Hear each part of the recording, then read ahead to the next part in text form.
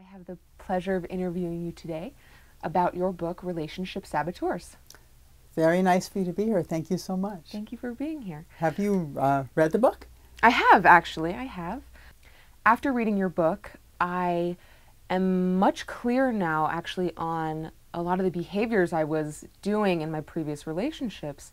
And I would love to discuss with you today how people can help themselves in their future relationships, whether they're romantic or friendship or in their families or with, in the workplace, anything like that, so that they can have much more satisfying, fulfilling relationships. It's perfect. So that's my goal, actually, and you said it beautifully. Well, my first question then would be, to start this off, is what exactly is a relationship saboteur? Well, most likely, the best way to answer that is what is not a relationship saboteur. We're not talking about people who are cruel or mean or intend to harm other people or intend every single time they get in a relationship to do the same thing over and over again that's hurt them in the past. We're not looking at people who are consciously and intentionally recreating over and over patterns that hurt themselves or other people. Relationship saboteurs are relatively innocent because, Really? well, the behaviors that they start out with often can be conceived as actually attractive, especially to other people. And then over time, the person who likes them for those behaviors begins to become allergic to them, and over time dislikes them for the same behaviors that they were attracted to. Interesting. Yes. So For instance, if a person is very pessimistic and kind of gloomy and, marvelously maudlin but interesting, they're going to attract cheerleaders by the dozens. And I'm going to be the one person in the world who's going to cheer you up and bring you to this place of beauty and happiness. And over time, when that pessimistic person over and over returns to the same place, their pom-poms get heavy. It's like, this isn't fun anymore. I don't want to do this anymore. And the person who started it is saying, but I'm no different. You loved me for the same reasons at the beginning that you are now rejecting me for. In fact, very often the relationship breaks up for other reasons. And the relationship saboteur then is doomed to create the same behavior again because he or she doesn't even know what broke the relationship up. Right, because their initial behaviors that pushed the person away originally brought the person there. Absolutely. So why would you change something that originally brought somebody in? Perfect. Exactly. Right. So the next question then is, why do people start these negative behaviors? Where do they learn them? And why do they keep doing them since they pull people in? Well, of course. Well, they're obviously a combination of modeling from childhood. Some of them are just genetic dispositions, like some people are born more anxious or more sensitive. So my first chapter on anxiety, a person who can't get rid of insecurity or anxiety, some of that can be genetic. Also, life experiences, the most prominent, of course, from childhood, and then added onto.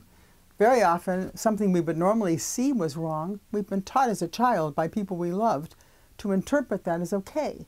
Like if somebody is way controlling to us, and that's the kind of parent we had, and another parent says, oh, they just mean well, or they just want the best for you, you erase the fact that maybe that behavior isn't very good for you at all. Right, because it's been justified. And then you keep repeating, being attracted to people who are controlling with this deep underlying resentment of being wiped out, of not being seen, of being erased, but you don't know why you can't leave them, or why you can't seem to find people who don't end up telling you, micromanaging your life.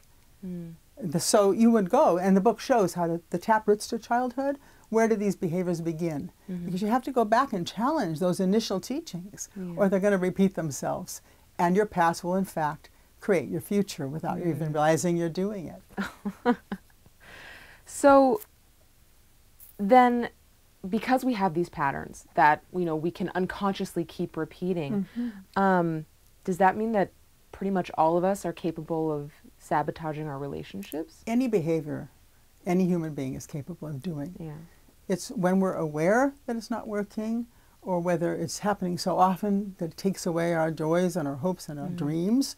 If a relationship seems to resist being changed because it has underlying drivers that we're not aware of, then it moves into the problematic area. Two relationship saboteurs can be attracted to each other.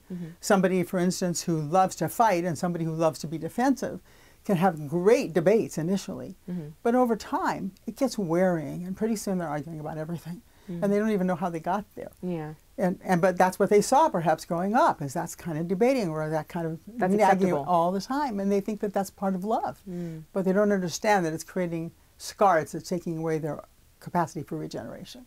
So in your book, you talk about 10 specific sabotaging behaviors. Are there any more, though, or is that it? No, actually, in the last chapter of the book, I do note many more. Because of the limited length of the book, I picked the ones that I thought were the most common and the ones people would most benefit from. If you read the first couple of chapters of the book, which are important basis, the modules are actually, you can interchange them, just reading the ones that are important. But any behavior that qualifies in terms of what we're talking about would be a sabotaging behavior. It's repeated from relationship to relationship. It's repeated in almost all relationships. It begins innocently with a lot of positive feedback and ultimately undermines the relationship.